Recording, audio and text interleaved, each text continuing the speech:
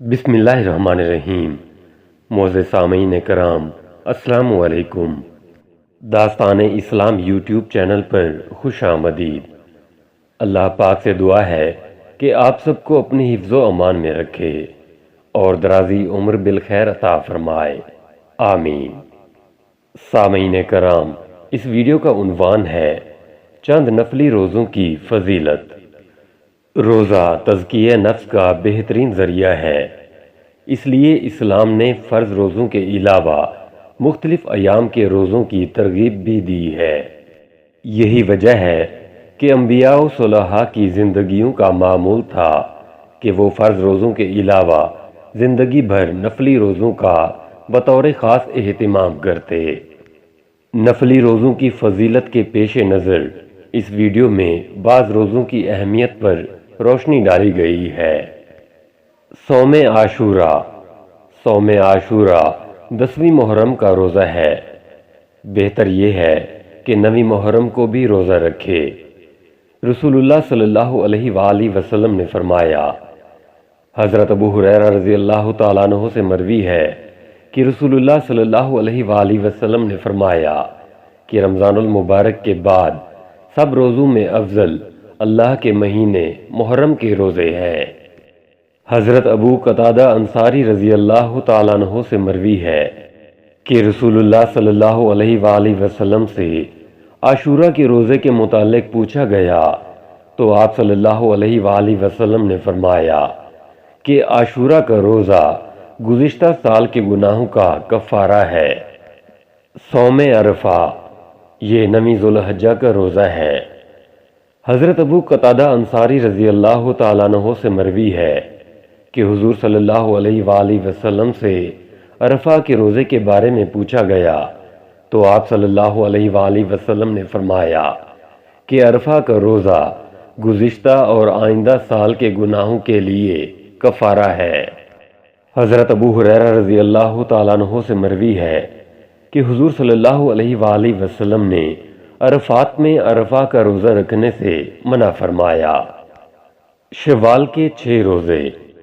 حضرت ابو ایوب انصاری رضی اللہ تعالیٰ عنہ سے مروی ہے کہ رسول اللہ صلی اللہ علیہ وآلہ وسلم نے فرمایا کہ جس شخص نے رمضان المبارک کے روزے رکھے اور پھر اس کے بعد شوال کے 6 روزے رکھے تو گویا اس نے سال بھر کے روزے رکھے۔ شعبان کا روزہ اور شب برات۔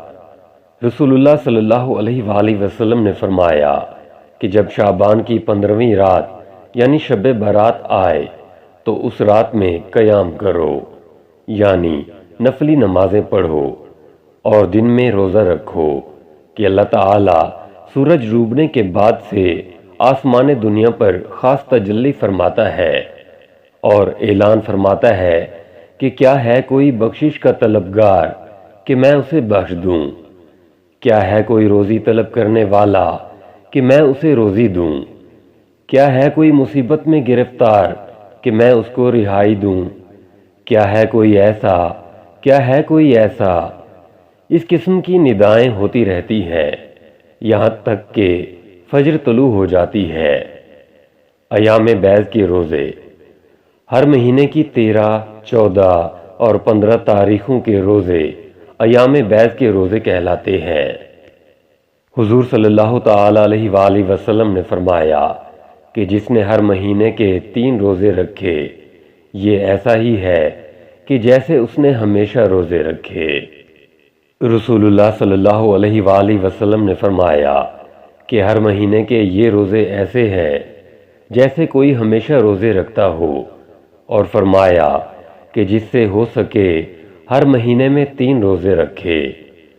ہر روزہ 10 دن کے گناہ مٹاتا ہے اور وہ شخص گناہوں سے ایسا پاک ہو جاتا ہے جیسے پانی کپڑے کو پاک کر دیتا ہے۔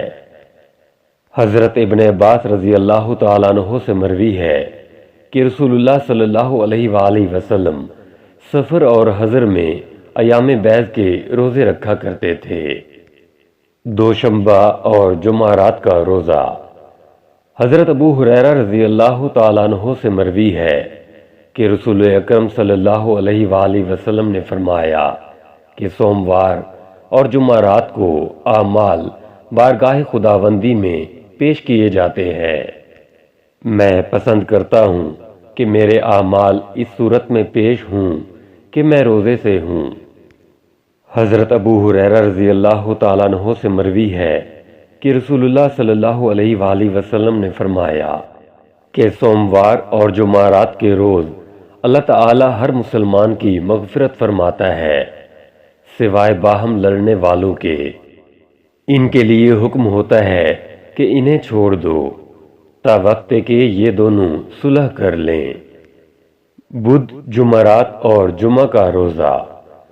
حضرت انس بن مالک رضی اللہ تعالیٰ عنہ سے مروی ہے کہ میں نے حضور نبی کریم صلی اللہ علیہ وآلہ وسلم سے سنا کہ آپ صلی اللہ علیہ وآلہ وسلم نے فرمایا، جس نے بدھ، جمعرات اور جمعہ کا روزہ رکھا، اللہ تعالیٰ اس کے لیے جنت میں موتی اور یاقوت و زبرجد کا محل بنائے گا اور اس کے لیے دوزخ سے برات لکھ دی جائے گی۔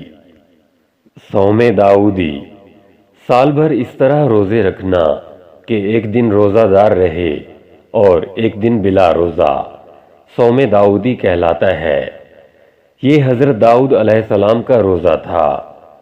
حضرت عبداللہ بن عمرو رضی اللہ تعالیٰ عنہ سے مروی ہے کہ رسول اللہ صلی اللہ علیہ وآلہ وسلم نے فرمایا کہ اللہ تعالیٰ کو روزوں سے داؤدی روزے سب سے زیادہ پسند ہے۔ وہ ایک دن روزہ رکھتے تھے اور ایک دن بغیر روزے کے رہتے تھے۔